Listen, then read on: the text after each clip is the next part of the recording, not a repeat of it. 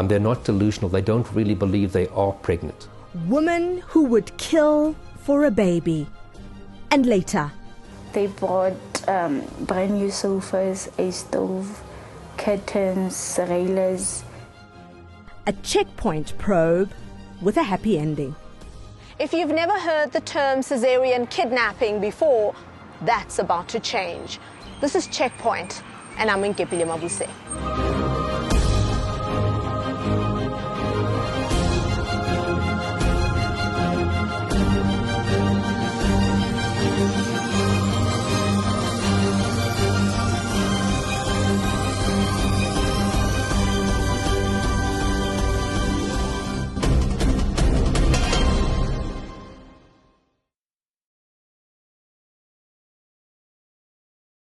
In 2000, a pregnant teenager was kidnapped, her stomach cut open and her baby stolen from her womb. This happened in Delft, Cape Town. At the time, it seemed like a bizarre crime. But since then, 2 more cases of a similar nature have surfaced right here in Gauteng. Investigators are reluctant to say this type of crime is on the increase. But it has a name, and its perpetrators have a desperate need. She's accused of committing an unspeakable crime. But this is no ordinary murder case.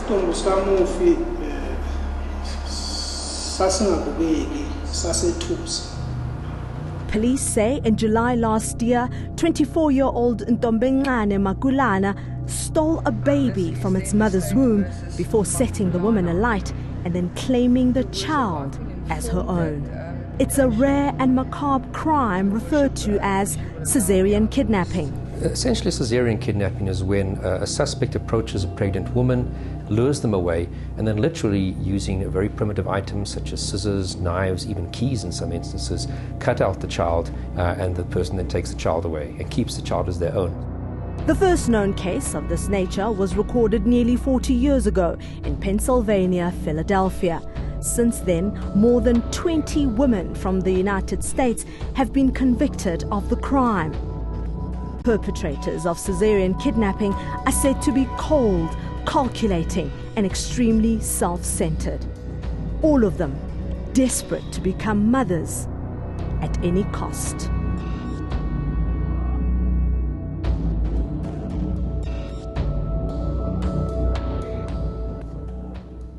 Shooter Ngongo shows us pictures of the woman of his dreams.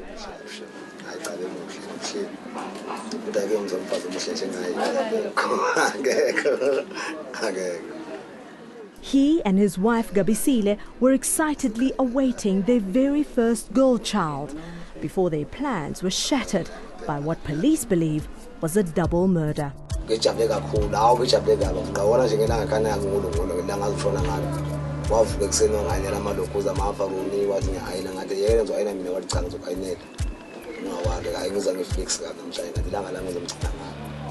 Shooter says this woman in black, who was their neighbor at the time, claimed she too was pregnant. He says she befriended his unemployed wife with the promise of introducing her to a microlender from whom they could both borrow money to raise their children.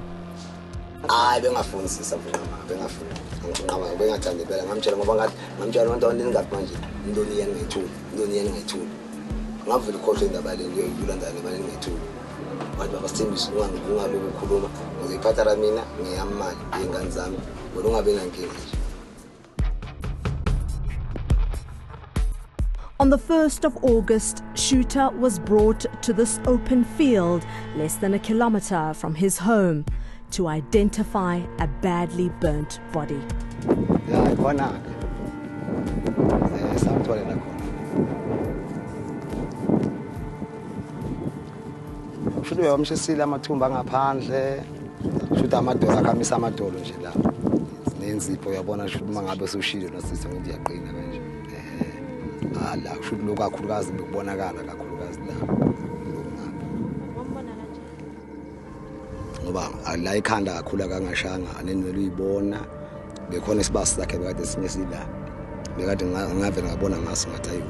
Her Her empty womb and placenta would later help detectives piece together what they believe is the tragic tale of a brutal birth and devastating death.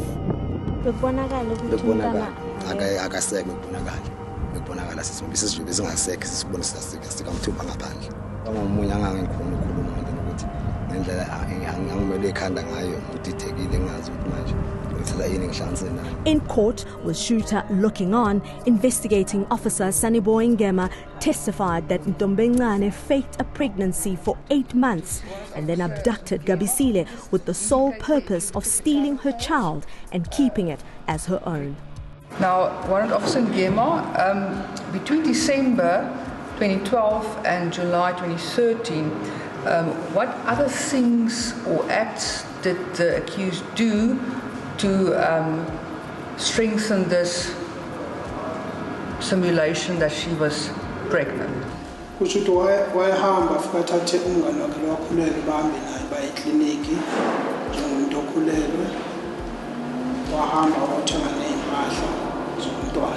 Ngema successfully opposed bail by arguing that this is a case of premeditated murder, long in the planning and executed on July 31st. He says the deceased was seen leaving from this house with the accused, but that she returned alone, holding a baby. The child was dead.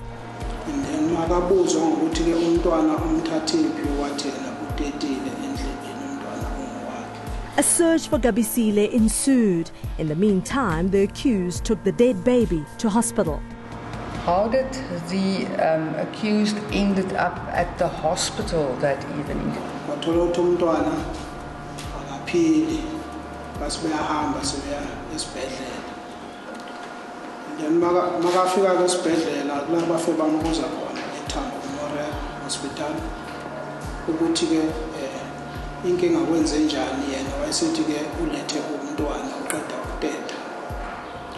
And then amanesi asecela ukuthi amcheck ngenodini bamcheck kulapho aqale khona ukuwala.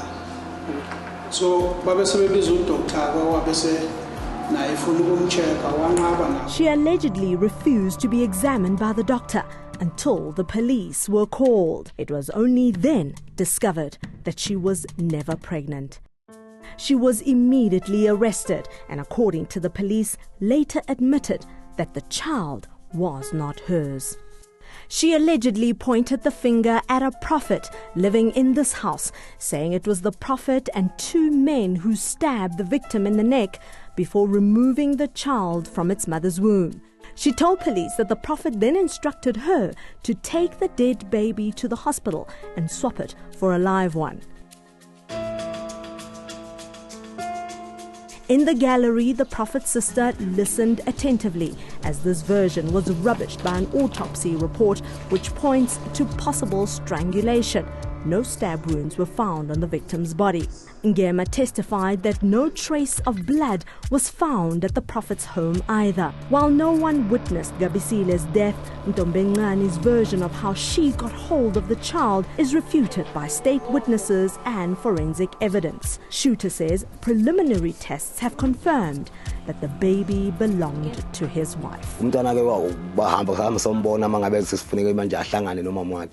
Bamcheck ukuthi ngempela umntwana wakhe umama wakho nalo bamcheck bamcheck bathatha umntwana ngempela uyi umama wakhe uyelo bemuhla mhlophe kakhulu njengomama wakhe umntwana asashonile naye umntwana akalimelela kushenga ukuthi bamshanga isikele futhi bana uma ngabe bamsika la isikele samdabula la emakhaya ekhaleni la akababhlungu kakhulu nasisami ngoba namanje inhliziyo yampela sengisha semzimbeni iyo nje inkinga njengazo lezo ukuthi ish ngicabanga ukuthi mawufika impela kubenzima kakhulu.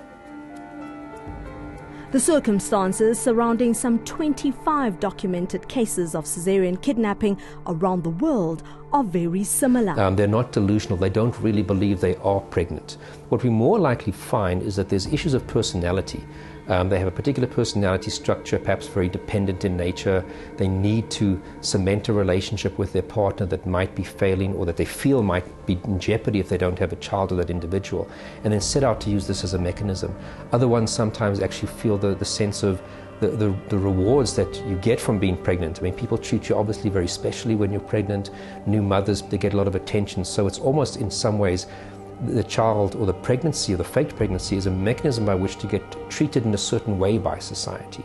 A 26-year-old woman charged with attempted murder and baby snatching in Cape Town has been sent to a psychiatric hospital for evaluation. But first, Lazarine Minot appeared briefly in the Mitchells Plain Magistrates Court this morning. Minot allegedly used a bread knife and scissors to cut open the stomach of a pregnant 16-year-old to steal a baby. Incidents of Caesarian kidnapping in South Africa first emerged in 2000. A finding that the suspect was mentally unfit to stand trial in that case sparked anger and calls for revenge. She butchered my daughter, she cut my daughter open with a scissor and a knife. I mean, she's a murderer. She's a bloody murderer. I think she's a murderer. 11 years later, Loretta Cook, seen here in blue, became South Africa's second known Caesarian kidnapping suspect. During a recent court appearance, she successfully evaded our camera. She too is accused of faking a pregnancy and keeping up the pretense at home, work and on Facebook. With only a few weeks to go, she wrote 2 months before her arrest, "Then I'll be holding my precious baby in my arms, but my feet can't take it anymore. No more." She even posted a letter to her unborn child. The state will argue that the 30-year-old woman was never pregnant and that she lured her expectant neighbour to her home in Randfontein, Johannesburg, with the promise of a pram. It is here that she's alleged to have cut open the woman's uterus with a razor and removing her baby. The mother died instantly. Her body was allegedly found in a dustbin at Loretta's home. The child miraculously survived. It is a crime that shatters lives, both physically and psychologically. Shooters' other children were taken away by relatives after their mother's death. This once proud husband and father says he has lost everything that was precious to him.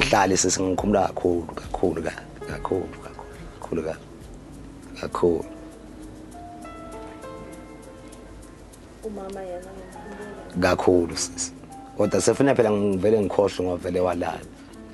Umama ufuna ngijwayeze impela ukukhohlwa ngoba mangabe ngingakhumbulana naye ngeke nibe nempilo enhle ufuna ngivele mama songishilo ngishilo. Akusekho futhi engashintsha sana sami ngeke usabile.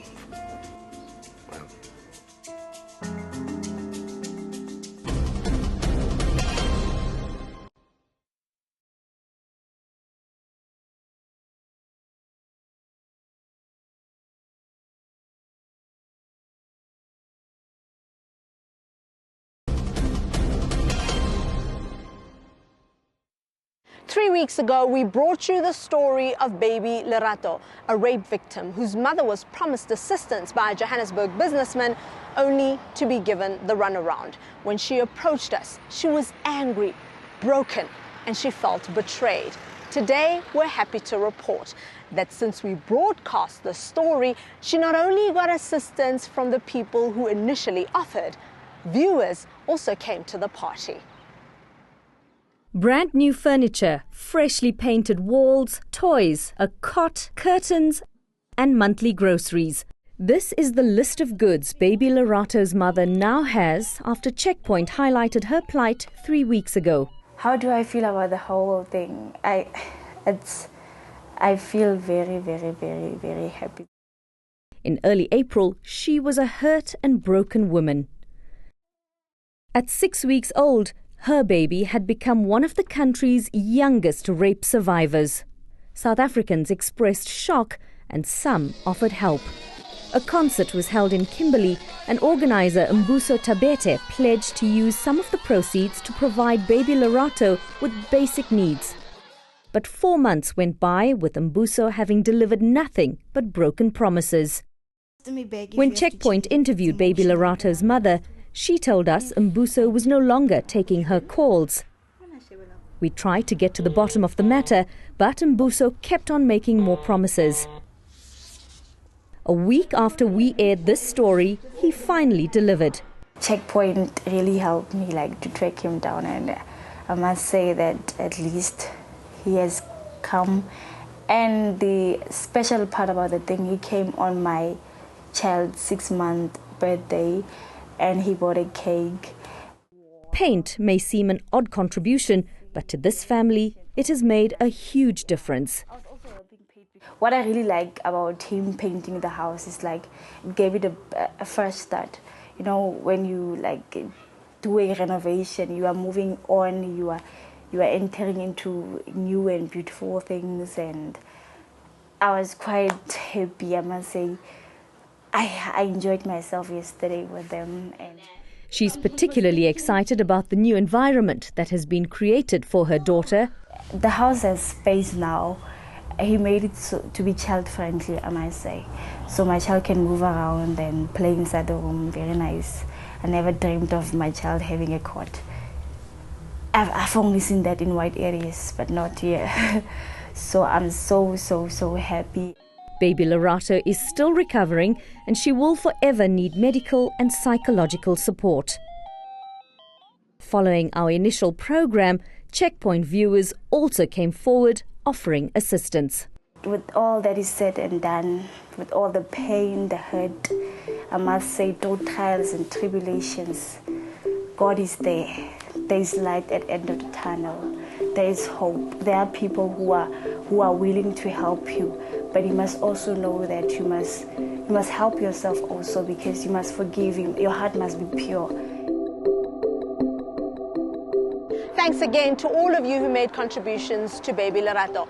After the break, 20 years of democracy. Who's celebrating and who's not?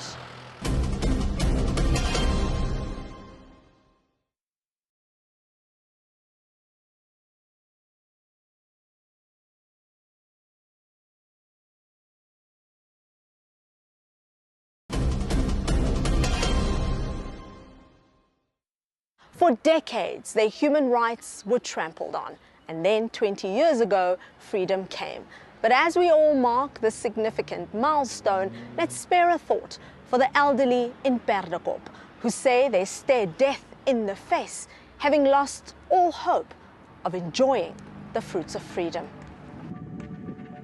Perched on a peak in Mpumalanga, some 40 kilometers from Standerton, is the little town of Perdekop. During the Second Boer War, this hill was a lookout point for the British monitoring Boer activity. Today, ANC posters line the streets, and like many towns around the country, the local government here can list some significant achievements 20 years into democracy. We have built houses here. Perdekop, there were only 100 houses here in Perdekop. Now we have many houses around. Decent houses, and then we have built a school. This area had a very small school. We have built a double-story school that you have seen on the other side. There is a clinic, best clinic here. We have a library. We have just opened a library. We have a daycare centers. We have paved the streets, street lights in streets. Everyone has got water here. But Alfred Zwane is not impressed by any of it. At 78 years of age, he says he's still waiting for promises made by Nelson Mandela to be fulfilled.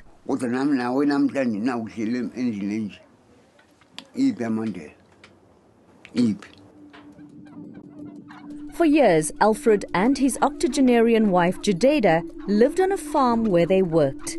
When they retired, they moved into a shack, and then 10 years ago, into these mud huts.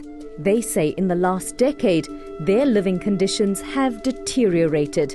Their doors are falling apart, and using a pit toilet at their age has become unbearable, they tell us. The floors are constantly damp, and the roof is caving in.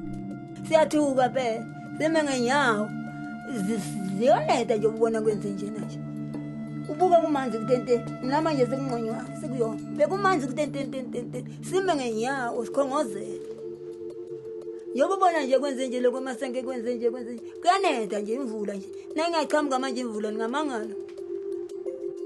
The Zwanes now believe voting is a waste of time. Ukuvota nje lento nje ebene ngihlale endlini nje mungakhi mnyaka ngihlale bangangakhile hayi ngalo nyaka ophelile ngavote tuthi namhlanje benzani Checkpoint requested an interview with the mayor, who decided to meet us here and turn this into some form of door-to-door campaign. In their smart clothes and fancy cars, the government delegation stood out, attracting onlookers.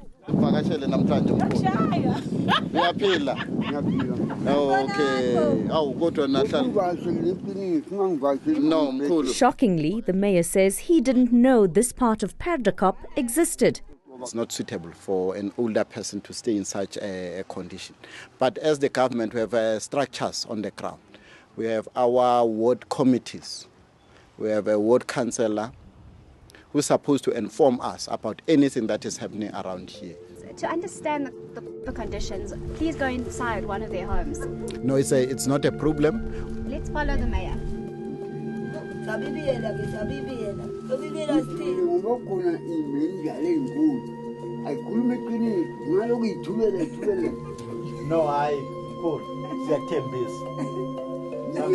municipal manager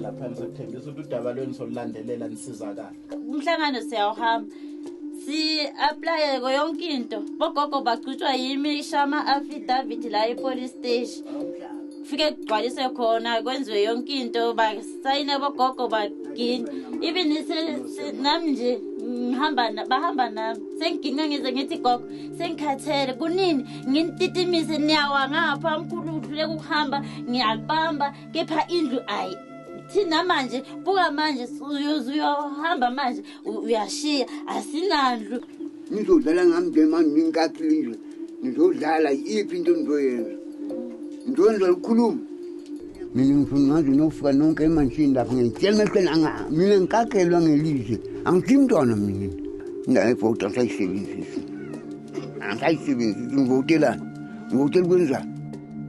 I'll start on Tuesday to deal with this matter, but I can promise it won't take more than 3 months before they have a decent house. Checkpoint, you can come here in 3 months and you'll see development.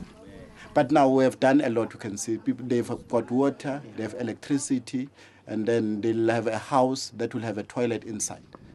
A toilet indoors for the first time in their lives will be a welcome relief. But like millions of South Africans, the electricity they have access to is simply unaffordable. A bittersweet legacy 20 years after freedom.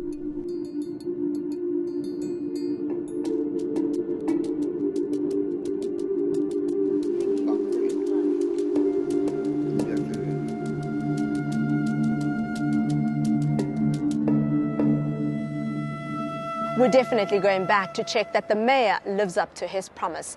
Now for our regular feature. Let's see how the rest of the world marked our 20 years of democracy.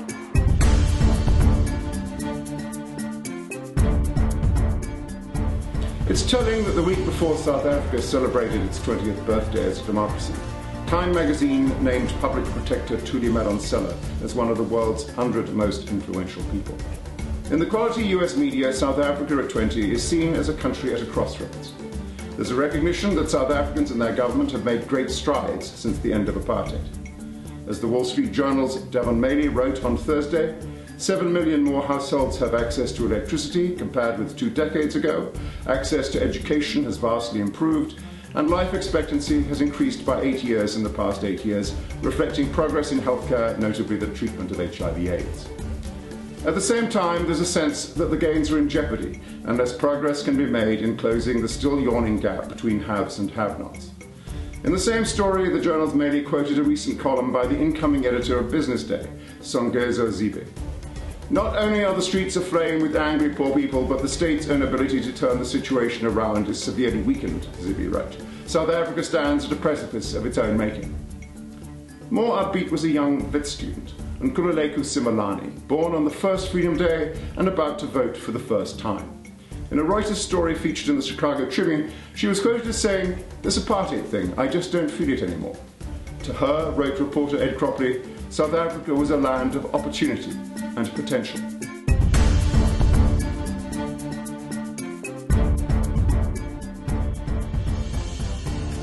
British media has so far focused less on the 20th anniversary than its American counterparts.